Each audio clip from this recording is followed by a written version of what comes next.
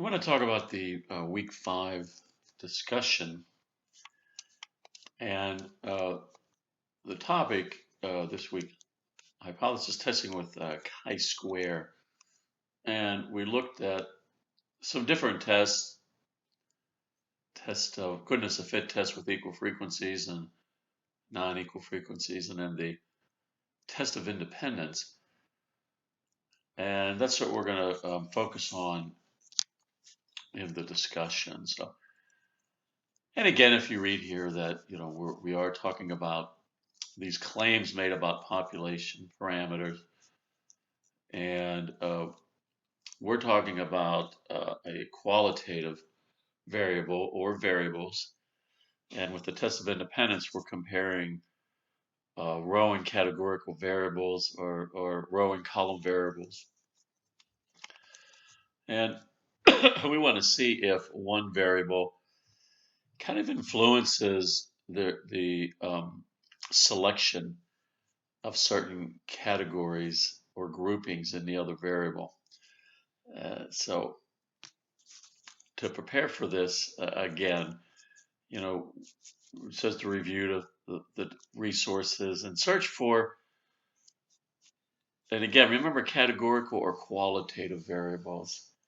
So things that are really broken up into groups. And, the example that we're looking at, if I scroll down, we'll see like, here's different types of disease.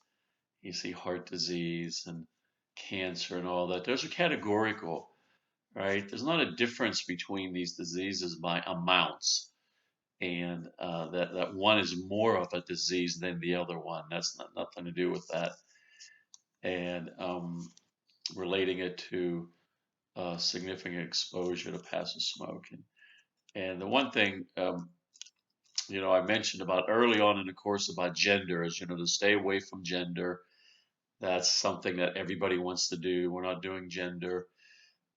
Gender is qualitative, but again, it's just that one is, for some reason, everybody wants to do the same one. But you want to think of other uh, ways to group things or people, and it could be type of no, I mean, if you were looking like at music, you could say type of instrument they play. Like some people play a trumpet, some people play a piano, some people play a guitar or something like that. Those would be different groups.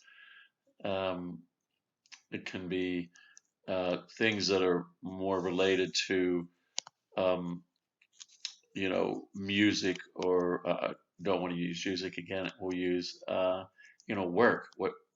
Where do they work at, or what type of work are they in? Some could be in the medical field, some could be in construction.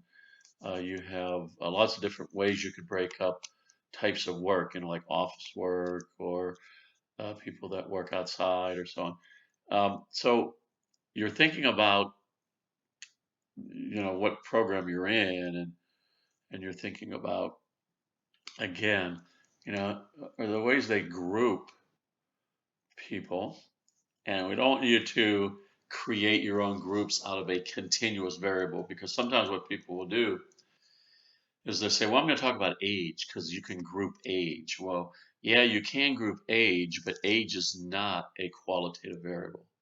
Okay, age is a quantitative variable. Whether you group it or not, it's still a qualitative variable. So it could be like political affiliation. See, that's definitely not quantitative. That is definitely, you can group. There's different groups of that. Religious affiliations or something like that, where you can categorize without taking something that was originally continuous and then saying, well, I'm going to look at blood pressures and I'm just going to say, here's low, medium, high. That's not, blood pressure is a continuous variable, and you can't force it into be a qualitative variable. So look around, um, and what we're going to do is test to see if these two categorical variables are independent, and that's our null hypothesis. So for this example, uh, we're going to look at whether someone smokes or they don't smoke. And again, so that would be definitely you either smoke or you don't. There's not different levels of um, whether you smoke or don't smoke. Okay. Now, again, so now exposure to passive smoke, that's for people who don't smoke. Okay. But they're around people that smoke. Okay. And they're saying exposure to passive smoke and prevalence of disease is independent. Exposure to passive smoke, prevalence of disease. So let's look at this. So here's people again. Significant exposure to passive smoke, so they're around, or people that are not around, ever around people that smoke. Now, is that going to influence the type of disease between these three? So your example cannot have, when you create an example, a contingency table, which is what this is, and it doesn't have to be a 2 rows by 3 columns. It could be 2 by 2, 2 by 5, 3 by 6. The number of rows and columns really doesn't matter. Okay. Again, I just chose a 2 by 3, fairly simple. Degrees of freedom we talked about with the project, how to find that, and here's your output, your test statistic and critical value. And then when you did the project, you should know how to get this. Remember that. I'm going to just pull it over real quick. Here's StatDisk online. And you put these numbers in here, just the way they appear. So 185 and 56 and 145 and 63. Okay, 95 and 44. So this looks just like what we have here. And then we go into contingency table, right? So it's a chi-square test of independence. And I'm not sure why he calls it contingency tables, but that's just what he chooses in StatDisk, because you got to have a contingency table here. These are counts. So we're using columns 1, 2, and 3. Evaluate, and that's it. So the StatDisk part of it is very simple. And then you have to do some analysis on here. So it says, include your contingency table. We got that. Describe the scenario. So we said that the scenario is that we're looking at people that don't smoke, but ones that are exposed to it, and then there's ones that are not exposed to smoke. And does that will that influence type of, between these three diseases, the three leading really causes of death in America, right? So enter your data. Okay, in the StatDisk we did that, right? And we did that, put that in there.